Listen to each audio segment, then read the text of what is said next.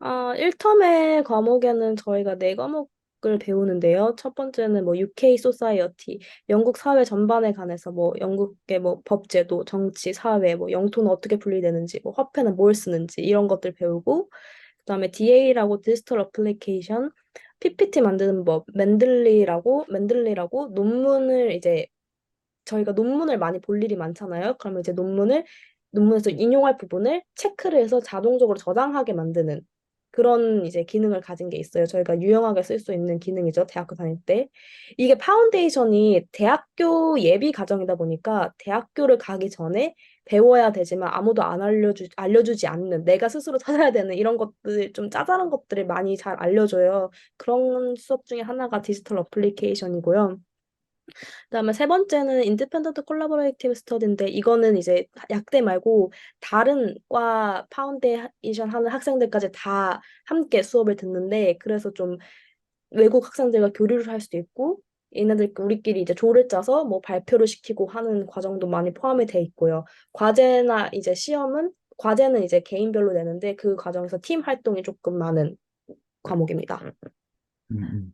그 다음 그리고 장에는 이것은 그 처음에 그 9월부터 12월까지 하는 그 영어 과정에 포함이 되는 그런 과정이거든요. 그래서 영어 준비라든지, 그다음에 대학교에서 뭔가 준비하는 과정이라든지, 왜 이런 것들을 하는 거거든요. 그리고 두 번째, 세 번째 텀에서는 이제 본격적인 파운데이션을 하는 거거든요. 그래서 이걸 좀 설명해 드린 거고요. 그다음에 혹시라도 브라이튼이나 노팅엄 관심 있으시면 꼭, 그죠? 이걸 공부하는 걸 한번 좀, 그죠? 생각을 해 보시고 좀 등록하길 좀 추천드릴게요. 이거 제가 잘못 넣었는데 EAP는 1텀에서 보지 않고요. 죄송합니다. 빼시고 이제 크리티컬 라이팅 수업이라고 마지막으로 이 수업이 조금 많이 도움이 되는 수업인데요. 만약에 한 번도 한국에서 대학을 다녀본 적이 없고 지금 막 고등학교를 졸업하고 가시는 분들이면 굉장히 도움이 되시는 수업이에요. 어떤 주제를 가지고 내가 논리적으로 어떻게 글을 쓰는지 메인 아이디어 뽑고 그다음 서포팅 아이디어를 논문에서 찾고 그거를 어떻게 연결시켜서 하나의 결론으로 도출해내는지 전반적인 글의 구조를 배우는 수업이고요. 또 아카데믹한 라이팅 실력을 높일 수 있는 그런 것이기도 해요. 왜냐하면 요약하기도 많이 시키고 글도 많이 읽히고 하기 때문에 어, 이 수업을 하고 나서 굉장히 다음 EP를 할 때도 굉장히 도움이 되고 이제 음, 다음에 음, 리딩을 할 때도 좀 많이 도움이 됩니다. 음. 그래요. 지금 어제 저희 학생들 이렇게 수업을 할 때 이걸 그저 추천을 하는 게 굉장히 좀 성적이 좋은 학생들, 영어를 되게 잘하는 학생들도 사실 이걸 하고 굉장히 좀 유용했다고 하거든요. 그래서 이 부분을 다시 강조 좀 해드리고요. 특히 이제 한국 학생들은 말하는 거, 그다음에 에세이 쓰는 거, 이거 너무너무 힘들어 하거든요. 그런 게 영어는 문법은 되게 잘 알고 단어는 굉장히 좀 잘 아는데 이거 하는 게 되게 좀 쉽지가 않거든요. 근데 솔직히 영국 학생들도 이건 쉽지 않다고 해요. 그래서 만약 두 톤밖에 할 수 없는 여유가, 두 톤밖에 할 수 없다라고 하면 미리 이런 영어 준비, 에세이 준비 좀 해가지고 그쪽 가시길 좀 추천드리고요. 그 다음에 혹시 EAP가 이제 두 번째 텀부터 이렇게 있었는데 혹시 지금 EAP를 지금 조금 설명을 좀 해드릴까요? 아니면 다음 페이지에서 할까요? 지금 설명은 좀 간단하게 드릴게요. 뒤에 더 자세한 페이지가 있긴 있거든요. 아, 예, 근데 예. 이게 예. 간략하게 설명드리면 보시는 대로 카이트라는 카플란에서 만든 AI 채점 시스템이 들어간 시험이고요. IELTS랑 정말 똑같은 형태로 시험을 봅니다. 다만 리딩 리스닝이 어, 문제를 계속 굉장히 많이 줘요. 왜냐하면 AI가 채점을 하는데 얘의 실력을 가늠하기 위해서 여러 가지 유형의 문제, 그다음에 여러 가지 난이도의 문제를 줍니다. 그래서 이 학생의 난이도가 뭐 7.0쯤 되는 것 같다. 그러면 7.0에 해당하는 문제를 계속 주면서 이렇게 난이도를 책정을 하는 거죠. 그래서 리딩 리스닝 시험은 그렇게 진행이 되고 라이팅이랑 스피킹은 정말 IELTS랑 똑같이 라이팅은 이제 IELTS 태스크 2 근데 대신 시간은 85분으로 60분보다 훨씬 많죠. 그다음에 스피킹은 태스크 1 파트 1부터 파트 4까지 완전 똑같은 IELTS 구성대로 진행이 됩니다.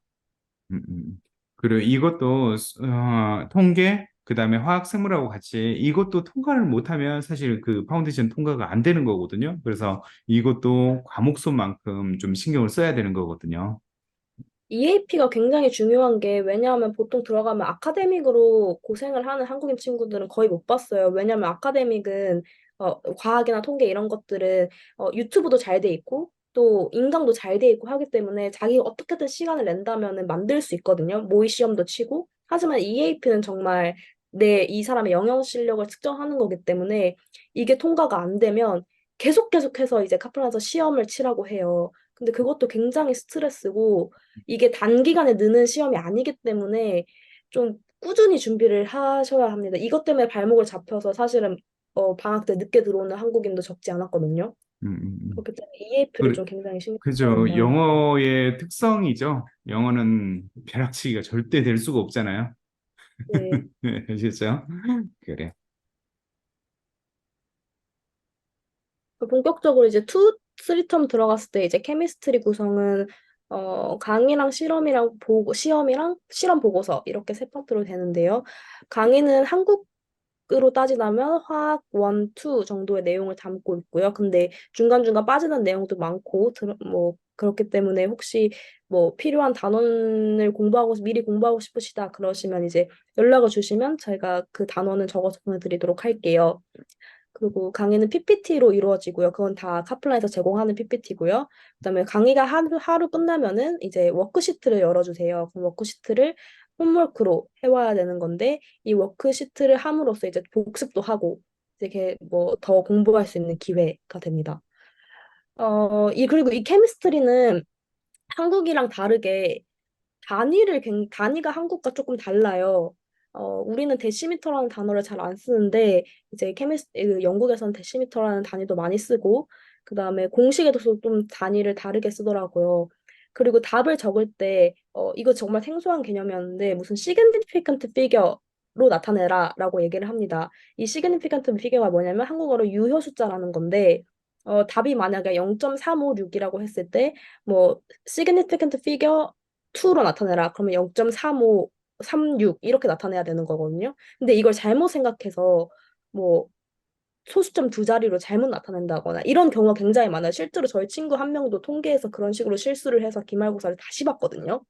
이게 답이 맞게 계산을 해도 시그니피컨트 피겨와 디시멀 플레이스를 헷갈린다면 완전히 다른 답이 되고 그러면 얘네는 그 다 틀리게 처리를 하기 때문에 이 개념을 무조건 알고 가시는 것을 추천합니다. 제가 처음 영어로 들으니까 굉장히 헷갈리더라고요. 음, 그다음에 시험은 저희가 중간 기말로 나눠지는데 중간 25%가 성적에 들어갑니다. 이건 다 온라인 시험이고 객관식 있고 계산 단답형 들어가고 이제 기말고사는 40% 제일 많은 비중을 차지하고 있고 제일 중요합니다. 범위도 그만큼 많고. 근데 이거는 온라인 시험이 아니고 페이퍼 베이스로 시험을 치는데 객관식도 있고 단답도 있고 주관식도 있습니다. 그러니까 어떠한 뭐 원칙을 써라 이런 식으로 문장 한 두 줄 정도 쓰는 문제도 있고 한 세 줄 정도로 쓰는 문제도 있고 화살표를 그려서 표시를 하는 문제도 있습니다. 근데 이 좋은 점은 이 케미스트리는 시험을 보기 직전에 모의 시험을 제공을 해주는데 그 모의 시험과 굉장히 유사해요. 한두 문제 빼고는 굉장히 유사하기 때문에 모의 시험으로 벼락치기가 가능합니다. 그렇지만 그래도 40% 이하 점수를 맞으면 이제 무조건 재시험을 봐야 하는데, 근데 이게 중요한 게 저희는 약대는 아카데믹의 오버를 70% 이상을 맞아야 되잖아요. 근데 만약에 중간에 내가 시험을 망쳐서 50%를 봤어. 그럼 내가 뭐 실험 보고서를 아무리 잘 맞아봐야 약간 좀 간당간당 할 것 같아. 하지만 그래도 40%가 밑이 아니기 때문에 재시험을 못 보게 해줘요. 그러니까 아예 망치려면 40% 이하를 아예 망쳐서 제시어를 보든지 아니면은 잘 보셔야 됩니다. 음, 그, 그게 좀 주의를 하셔야 되고요. 그다음에 실험 보고서는 35%가 들어가고 중간고사보다 비중이 큽니다. 대신 5%는 이제 안전 퀴즈라고 해가지고 하루 공부하고 보는 이제 간단한 시험을 보고 이거는 6월 중순쯤에 실험을 하고 이제 기말고사가 금요일에 끝나면 그 다음 주 월요일이나 화요일까지 제출을 하라고 합니다. 그 중간에 교수 피드백이 한번 있고 이제 어떻게 실험 보고서를 써야 되는지 가이드라인을 굉장히 구체적으로 잘 주기 때문에 그거 따라서 잘 작성하시면 되고요. 저희는 투텀 하는 학생들과 쓰리텀 하는 학생들은 실험이 다 달랐어요. 저희 쓰리텀 하는 학생들은 뉴트럴라이제이션에 대해서 실험을 했고요. 실험 자체는 어렵지 않았습니다. 하나도. 그냥 용액을 섞어서 온도를 측정하는 그런 실험이었기 때문에 실험 자체는 그렇게 걱정을 안 하셔도 됩니다. 보고서를 잘 쓰셔야 해요. 음, 음. 그래요. 그러면 전반적으로 좀 화학이 좀 어떻다. 나는 어떤 식으로 준비를 했는데 화학은 좀 어렵다 싶다. 뭐 그죠? 한국 학생들 좀 이해하기 쉽게 조금 얘기해 줄 수 있어요? 제가 앞서 말씀드렸다시피 저는 화학을 과외를 먼저 하고 들어갔다고 했잖아요. 그래서 중간고사 부분까지는 굉장히 쉬웠어요. 중간고사까지는 되게 열심히 공부를 하고 갔기 때문에 따로 복습을 하지 않아도 이제 그냥 수업을 듣는 것만으로도 이해가 다 잘 됐고 그래서 시험도 수월하게 받고 했는데 이제 기말고사 가면서부터 확 어려워지기 시작하거든요. 이 화학이라는 개념이. 그래서 기말고사부터는 예습도 하고 복습도 했고요. 그다음에 인강도 따로 들었고 그 이해가 안 가는 부분이 있으면 근데 또 스트레스를 받았던 거는 실험 보고서를 내는 것과 기말고사가 너무 겹쳐서 음, 그래서 좀 촉박한 감이 있지 않았어요. 왜냐면 시험을 기말고사를 딱 보자마자 이렇게 보고서를 내야 되니까 쉬지도 못하고 바로 보고서를 써야 되는데 사실 실험을 뭘 했는지 잘 기억도 안 나고 그래가지고 이제 그게 좀 어려운 일이긴 했는데 사실은 시험 자체는 뭐 모의 시험과 비슷하니까 좀 열심히 공부하면 어 점수를 넘길 수 있습니다. 하지만 보고서는 굉장히 복불복이에요. 그래서 보고서는 저도 좀 힘들었던 것 같아요. 보고서는 이게 점수가 어떻게 나올지 내가 가늠이 안 되기 때문에 시험은 내가 얼마를 쳤다가 나오는데 보고서는 얼마를 쳤다가 가늠이 안 되기 때문에 좀 불안했었는데 대체로 잘 주시는 것 같긴 해요, 점수를.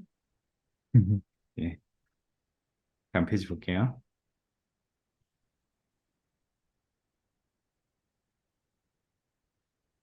다음 페이지는 이제 시험 이제 샘플들입니다.